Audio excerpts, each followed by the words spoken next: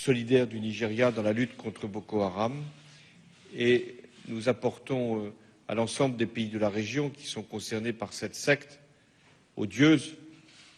Et à l'égard du Nigeria, nous avons la même volonté d'appui, de soutien et de solidarité. La France, qui est présente, notamment suite à l'intervention au Mali, dans le cadre de l'opération Barkhane, apporte tout son concours en termes d'échange d'informations, de renseignements, mais aussi de formation et d'équipement de la force africaine régionale qui est en train de se constituer. Au président nigérian de renchérir.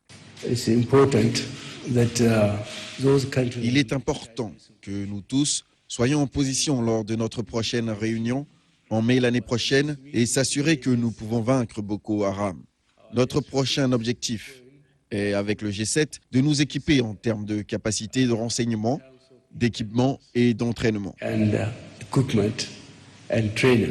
Muhammadu Buhari a érigé en priorité de vaincre l'organisation islamiste tenue pour responsable de la mort de plus de 15 000 personnes en 6 ans, essentiellement dans le nord-est du Nigeria.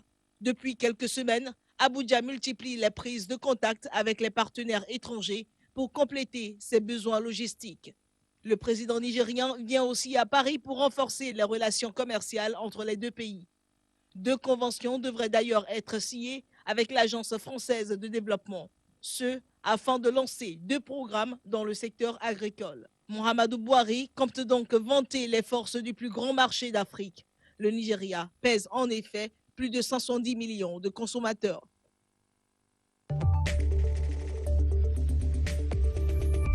J'ai dit non face à la transgression des valeurs démocratiques. J'ai dit non, non et non à l'entrée au gouvernement, a martelé Jean de Dieu Moukani Iwangu. Il n'en fallait pas plus pour soulager les partisans de son groupement politique. Le Front de l'opposition pour l'alternance, dont il est l'actuel leader, ne comprenait pas la présence de son nom dans la liste du nouveau gouvernement rendu public la veille par Daniel Onaondo, le Premier ministre reconduit pour la 3e fois consécutive. Il a donc coupé court aux supputations en soulignant qu'il n'avait même pas été consulté. Devenu par la force des choses un interlocuteur consulté et tout naturellement courtisé, je viens, pour la 2e fois de ma carrière politique, d'être invité à intégrer une équipe gouvernementale sans mon accord préalable.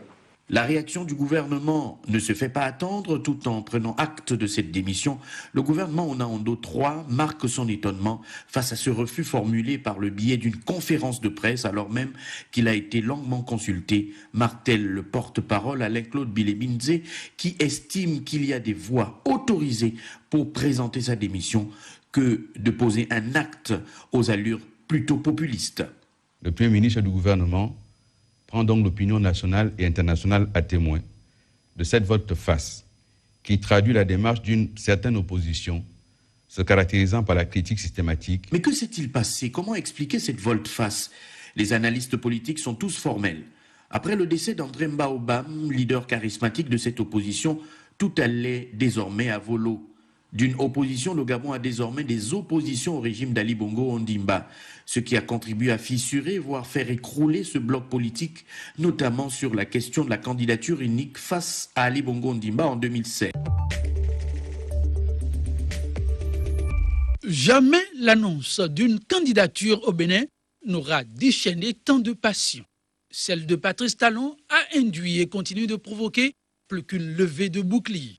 Pour les jeunes leaders de la majorité plurielle, l'effectivité d'une telle candidature ne serait ni plus ni moins qu'une faute de plus a fait planer en permanence l'épée de Damoclès au-dessus de la tête des contribuables béninois. Chers frères, chères sœurs, posons-nous la question de savoir pourquoi le frère Patrice Talon était parti du Bénin.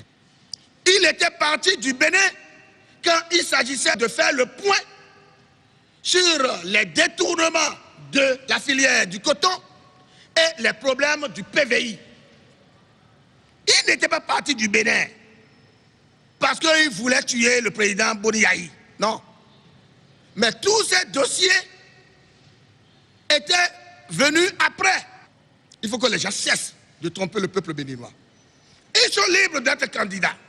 Mais il revient à nous maintenant jeunes de savoir qu'il y a des goinfres aux appétits insatiables. La posture, clame-t-on ici, est celle des veilleurs de conscience tenus d'éviter au peuple béninois un choix périlleux. Les sympathisants du frère Patrice Talon disent partout que le président Catherine Koumbedji et le PRD exigeaient donc 5 milliards au frère Patrice Talon pour porter sa candidature. Je dis non, le patriotisme que je connais du président Koumbedji Adrien ne lui permettra pas de vendre le Bénin à 5 milliards. Nous ne pouvons pas aujourd'hui prendre 5 milliards et vendre le Bénin. Au parti Alternative Citoyenne, on prend carrément le contre-pied de ces prises de position. Et ce, à raison. Je ne pense pas que les Béninois puissent permettre à Patrice Talon de prendre la manne de l'État. Je ne pense pas. Les Béninois s'organiseront pour faire la veille. Y compris nous-mêmes, nous ne permettrons jamais à aucune personne, fût-il Patrice Talon, de s'empocher des richesses du Bénin. Il est temps que la classe politique prenne le pouvoir, mais pour y parvenir, il faut des réformes. Et Patrice Talon est l'homme qui propose les réformes. En attendant le retour au bécail de l'homme d'affaires et l'annonce officielle ou non de sa candidature, les débats vont montrer autour de l'opportunité ou non d'une telle candidature suscitée ça et là. La polémique ambiante, plus aucune couche socio-professionnelle n'y échappe désormais.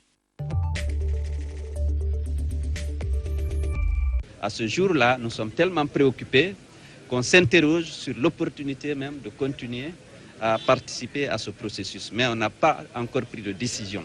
M. Alpha Condé fixe toutes les décisions avec Bakary de manière unilatérale, sans concertation et en violation flagrante des dispositions de la loi.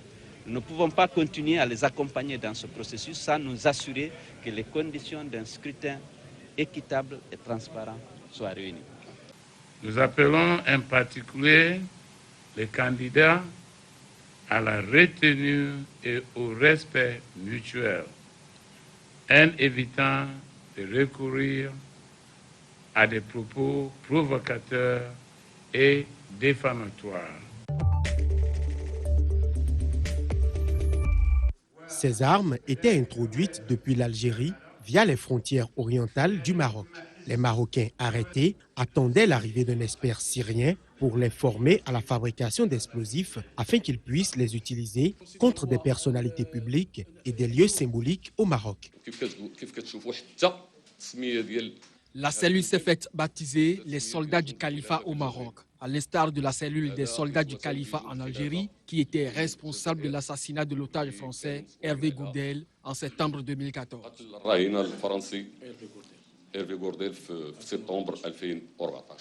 Le ministère de l'Intérieur avait démantelé samedi une cellule qualifiée de terroriste et dont les 5 membres arrêtés dans différentes villes du royaume étaient en possession d'armes qu'ils projetaient d'utiliser dans des attentats au Maroc avant de rejoindre les rangs de l'organisation djihadiste État islamique.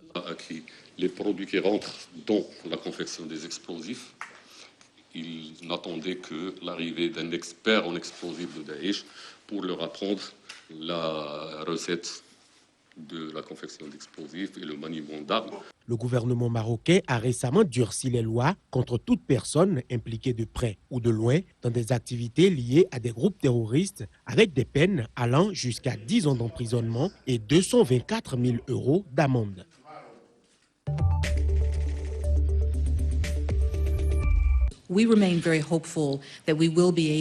Nous gardons beaucoup d'espoir de pouvoir ramener aux États-Unis tout ce que nous poursuivrons en mai.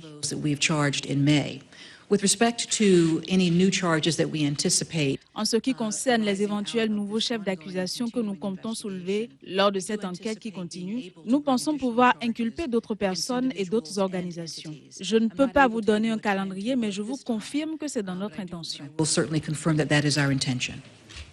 By its nature, this investigation will take much more than the legendary. Par nature, cette investigation prendra beaucoup plus de temps que les traditionnelles 90 minutes. Mais laissez-moi vous assurer que nous sommes très au courant de l'intérêt du public dans cette enquête et nous l'avons clairement priorisé, mais nous sommes encore loin d'être à la mi-temps.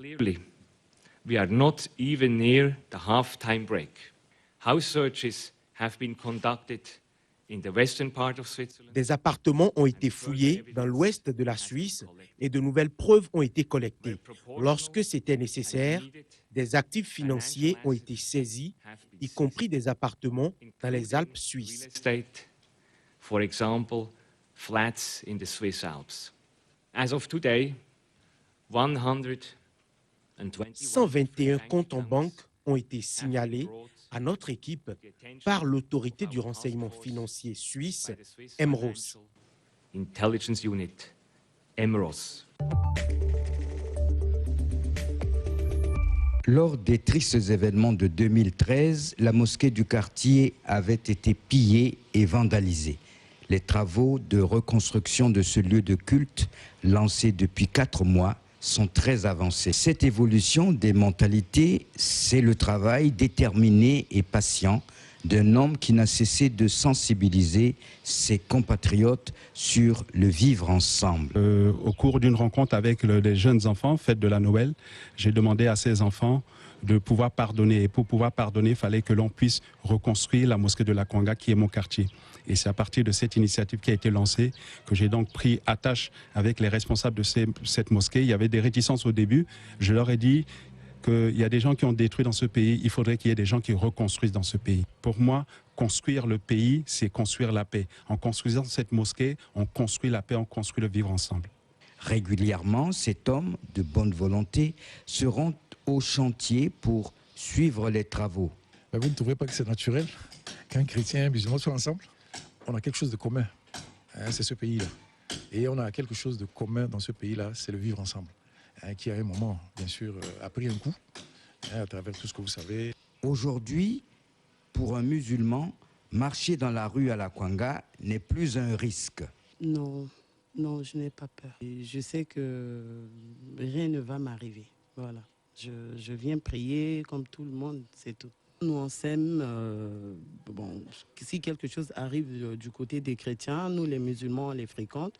C'est vice-versa, quoi. En attendant l'inauguration de la nouvelle mosquée, chaque vendredi, à l'appel du muezzin, les fidèles se retrouvent pour prier sous la bâche dressée au milieu de la rue. La préservation de la sécurité et de la paix passe par la mobilisation de toutes les communautés.